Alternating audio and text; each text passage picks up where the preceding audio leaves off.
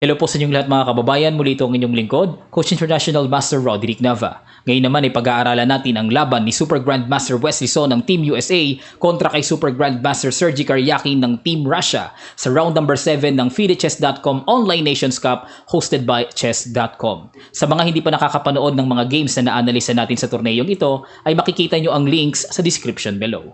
Okay, so tinayan natin kung ano nangyari.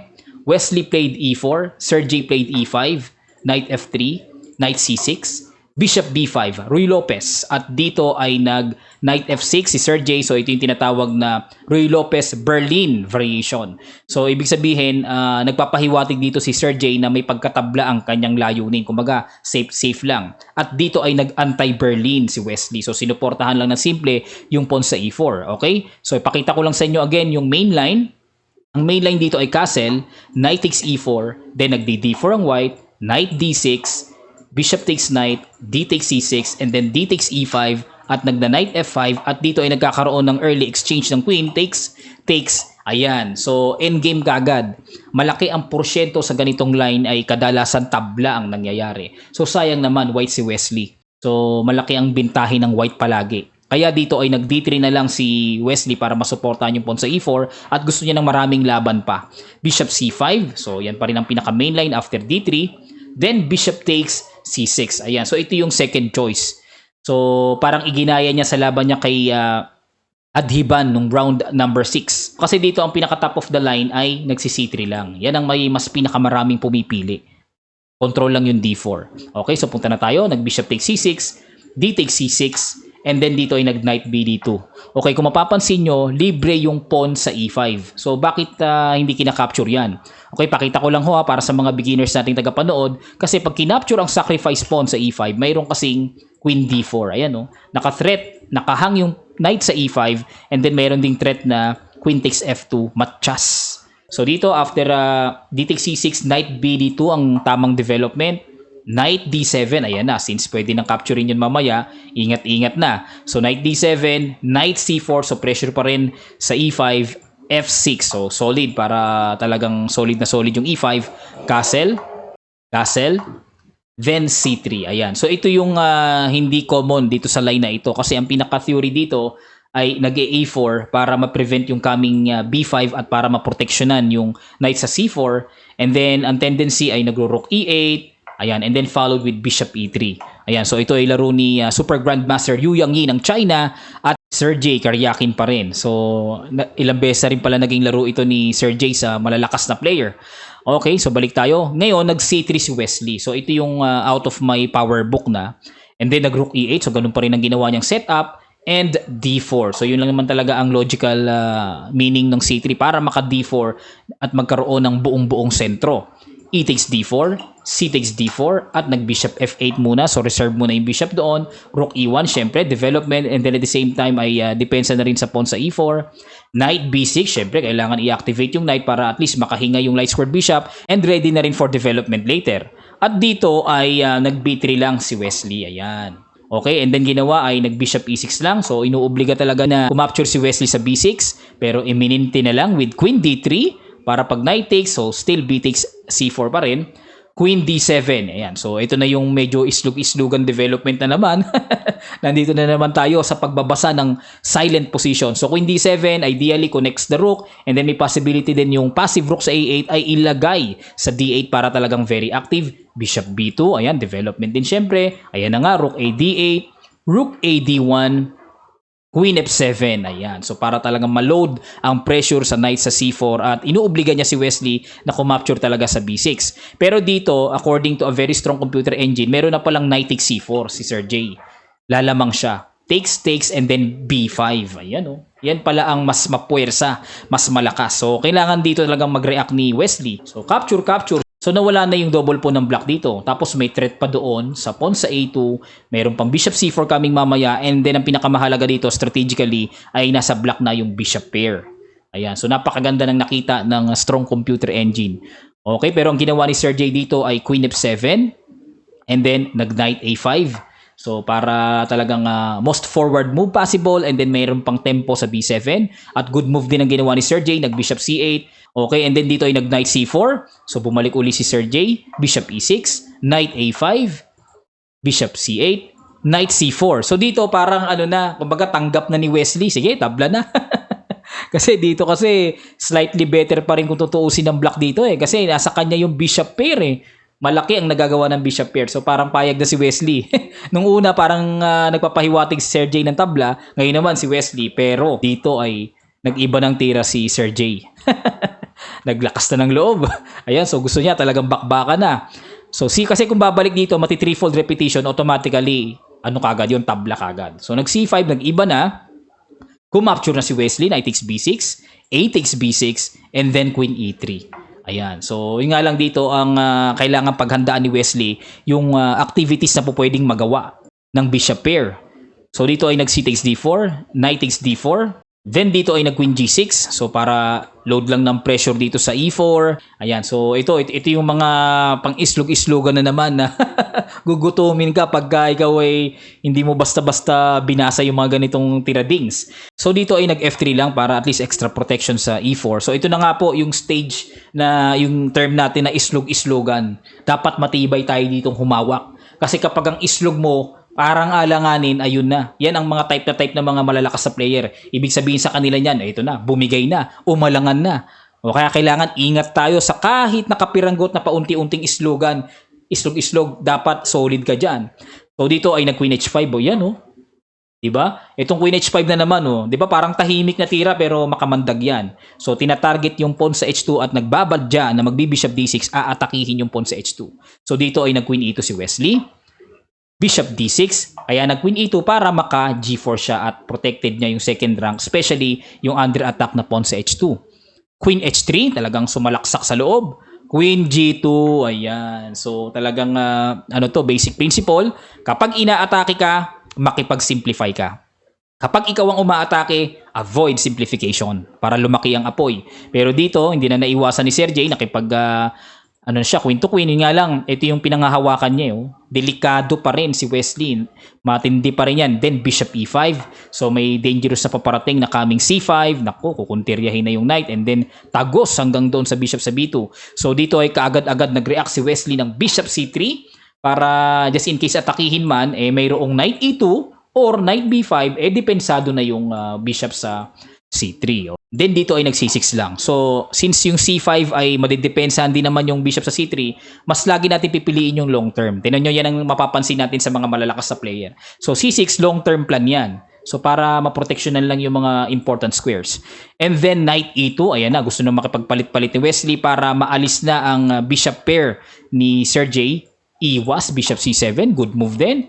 H4, ayan na. So para mag H5, gaining space lang, and then at least pang-improve din ang position. King F7, H5, ayan na. And then B5, ayan o.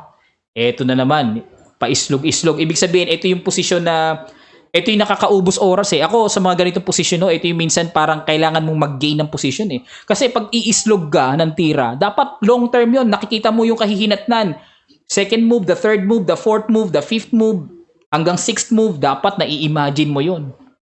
Yan ang islog-islogan na tinatawag.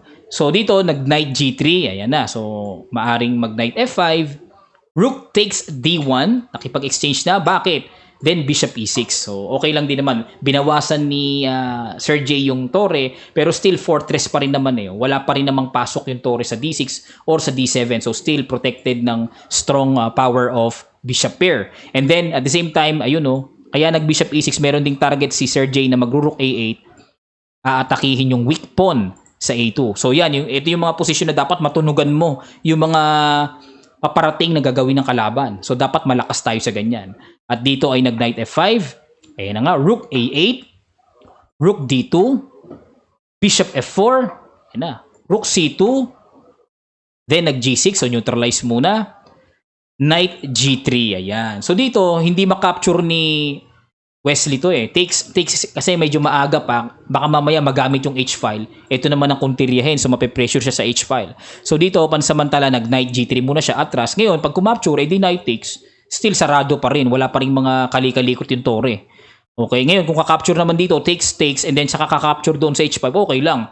At least opposite colored bishop na, hindi na bishop pair. Mas less ang panganib.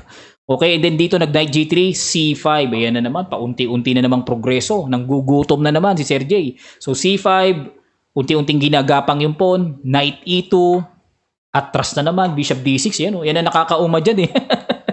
Talagang parang paunti-unti lang pero para kasi sinasakal eh. Eh na, kinapture na. Bakit? Kasi kung titira lang ng kung ano si Wesley dito, aba, itatapyasin na ni Sir J yan. Yung G-file naman na magiging butas. So, Delica James. So, ginawa niya, capture, takes, and then Bishop E1. Ayan. In preparation sa kapag nag-Rook H8, edi sasalubungin niya yung Bishop. Wala nang check sa H2. Okay, so okay din yung preparation na ginawa ni Wesley. Then, nag-B4. Ayan no. Tapos, meron ng coming B5, C4. Naku po. Ano na, massive pawn rolling na. Dapat agapan ni Wesley. Agad-agad siya dapat gumawa ng action. Kaya siya nag-Bishop G3 para at least o kulang na lang, makiusap siya. Palit na tayo. At dito ay nag-King E7 si Sir J. Yan ang bad move. Kaya nagkaroon ng pagkakataon si Wesley makipag-exchange eh. O di bumaba na yung yung lamang ni Sir J. So at least medyo kaunting slightly better siya kasi may pinoproblema dito si Wesley pero wala eh. Slightly better to equal na to. Medyo madali na i-handle. Okay, so according to a very strong computer engine, Bishop F8 lang. So very logical naman yon para ma-maintain lang. Ito na kasi paparating eh, oh. B5 tapos C4. Imagine niyo pag nakaganyan ang position. Tapos, pag hindi pinansin, magsi-C3. Naku, grabe pag nandito na yung pawn sa C3. Wala na, may pagka-awarding time na yan. Dalawang tira na lang, graduation na ng pawn. 'Di ba? So dito, mag Bishop G3 na King E7 eh, oh. O di tuwang-tuwa si Wesley. Ay, nakahinga. Alright, then Knight F4, Bishop F7. So at least ang laban, Knight versus Bishop na lang. Knight D3, kontirya sa pawn sa C5, B6, depensa muna. F4, so para at least maka E5 mamaya, or G5, King E7. Wala na. Si Sir J naman ngayon ang parang medyo umaalangan. At dito ay may ginawang good move si Wesley. Ang tira ay simple G5. Ayan. So, strategic lang naman yan, pero at least pag G5, pag nawala na yung F-pawn, pwede nang tumalon mamaya ng Knight E5. Ayan. So, ito, safe naman yung pawn sa G5 kasi, ano yan kumbaga sala sa color ng bishop ni Sir J. Hindi basta-basta matatarget yan. So, dito, nag-Bishop E6. Then, dito ay nag-King F3. So, ano idea ni Wesley? So, pinaghandaan niya tong coming Rook H8. Ayan. So, dito, piningas niya muna. G takes F6, King takes F6, bago siya mag-Knight F2. So at least, fortress pa rin. Walang pasok sa H3, walang pasok sa H1. Ito lang ang pwede sa tore ni Sir J, yung Rook H2. Pero anong gagawin? Pagpalagay na nandyan, anong gagawin? So walang gagawin. So nilipat na naman ni Sir J ng panibagong pintuan na po pwedeng makapasok siya. Yun nga lang, meron ng pangulit na Knight G4 check. At dito itinapyas na takes. So mas lalo ng... mas lalong wala na, hindi na mararamdaman ng lamang ni Sir J dito kasi rook and pawn ending na to eh. Rook D1, E5 check. So ito yung nangyari. King E6, Rook G2 para mapigilan yung coming Rook G1 check at maka King G5 na si Wesley. At dito ay nag B5. So intending to play C4 mamaya. King G5, Rook F1. So galing din ang ginawa niya. Good move din. Kasi hindi pwedeng makapture to kasi pingas din yung pawn sa F4. So genius din ang ginawa ni Sir J. Rook C2, ayan na. So, inatake na tong pawn sa C5. Yun nga lang, ito na, nakapangulit na si Sir J. Rook G1 check, King H6, Rook G4, ayan na, sabayan na. Rook takes C5, Rook takes F4, Rook takes B5. Tapos, nag-Rook G4, depensa muna sa pawn sa G6, Rook A5. So, kumunat lang muna. Rook G2, King G7, Rook G3, antay-antay lang, King H7, Rook G2, wala, magaling ang mga Russian pagdating sa endgame na usapan eh. King H6, Rook G3, Rook A4, Rook G2, Rook A5, Rook G3, King G7, Rook G2, King H7, Rook G3, abang-abang na lang, Rook A4, Rook G2, at dito ay piningas na ni Wesley. Rook takes A2, Rook E4, depensa muna sa pawn sa E5. Rook A5. King takes G6. Rook takes E5. Rook takes E5. King takes E5. King H7. King D4. B4. King C4. King H8. King takes B4. At dito ay nanalo pa si Wesley. Joke lang. Joke lang po. Peace. Tabla ang laban syempre. Kasi insufficient material eh. Wala nang pawns eh. Okay, so maraming salamat po. Sana ay natuto kayo sa game na ito. At kung kayo ay natuto, please like the video. At sa mga hindi pa nakakapag-subscribe, subscribe na kayo at click nyo yung notification bell na all para lahat ng ating mga bagong videos ay ma-update kaagad-agad kayo. At ngayon naman ay sasagutan natin ang puzzle na iniwan natin sa video number 243 sa laban ni Super Grandmaster Nakamura versus Super Grandmaster Caruana sa Chess24 Magnus Carlsen Invitational Preliminary Round Game number 2. Ayan, so ito yung kung inyong matatandaan. Ayan, so it's white to play. Ano kaya yung excellent move dito? Okay, pakita ko na. Knight F6, excellent move. Okay, so sacrifice. So, obligado, capturein to kasi otherwise makuqueenless yung black. So, kailangan capturein na yan. Then, mayroon namang Queen G6 check. So, ito po yung dapat nating makita. Kasi yung iba, nag-King H8 kagad. Pinaka-capture kagad yung Bishop sa F6. So, Bishop G7, ito yung medyo may effort. So, ito yung dapat depensa ng black or yung pinaka-maximum defense niya. And then, Queen takes F7, followed with King H8, and then followed with Rook D7. So, diyan, tinamaan ko na. Ayan, at bago tayo mag-shout ay magbibigay muna tayo ng panibagong puzzle sa video na ito. Ayan, so it's black to play. Okay, so papaano kaya ipapunish dito or bibigyan ng punishment ng black since yung white king ay very exposed. Super exposed sa F1, hindi nakapag-castle, under attack talaga. Okay, papaano yung gagawing tuloy-tuloy na idea ng black dito? Okay, maximize nyo yung gagawin talaga din ng white, yung pinaka-the best din. I-comment nyo sa section below at masinsin ko pong i-check lahat yan. Okay? So ngayon naman ay babati na tayo. Binabati natin sila. Fam Gaming, Ray Ranada Jr., Heherson Herrera, Darwin C. Marciano, at NJ Marciano ng Occidental Mindoro, Mark Christopher Tupaz, Anthony Patricio, Ryan Torrevillas, Alex M531, Elson Samlani, Dexter Friolo, Jamie Villafuerte, Mac Agustin YT, Zaina De La Torre, Alan Ray Lopez ng Pangasinan, Ace Bituin, Melvs Rosels, Reynaldo Lacdo-O, Oren Martin, Nesveli John Dagondon, James Fane Almazan ng Lawag City, Chris Yarag, Kentoy Kennedy, Ronwell Santos, Aji Dumaran, Joel Cuano, Edmund Daludung, Jeanette Garcia, Arnold Corbeta, at kay Jack Jimenez. Ayan, maraming salamat po sa inyong patuloy na pagsuporta at sa palagi ang pagsubaybay sa ating YouTube Chess channel at pagsuporta nyo rin sa ating Facebook page na RNT Music and Chess. Muli ito ang inyong lingkod, Coach International Master Roderick Nava. God willing ay magkita-kita pa tayo sa mga susunod pang video.